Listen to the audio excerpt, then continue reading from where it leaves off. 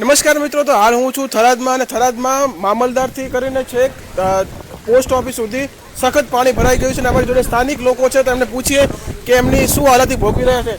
કેટલું પાણી ભરાણું છે તમારે અહીંયા આગળ?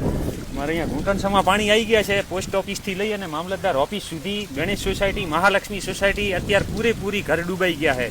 સવારે માણસોના રેસ્ક્યુ કરીને બહાર લાયા, સામાન જેને બદલાવાનો તો એમનો બદલાયો, થતી એટલી મદદ કરી છે।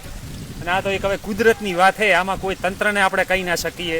નગરપાલિકાનો સ્ટાફ પણ સવારે આવ્યો તો એમણે પણ ખાસી બધી મદદ કરાવી હતી, ચીફ ઓફિસર પણ આવ્યા હતા, થાય એટલી મદદ કરે અત્યારે સ્થાનિકો। તો તમે સાંભળ્યું મિત્રો, તો અહીંયા સ્થાનિક લોકોથી આપણે જાણ્યું છે, તો ચલો હું તમને એક નાનકડી ઝલક બતાવું કે કેટલું પાણી ભરાણું છે અહીંયા આગળ।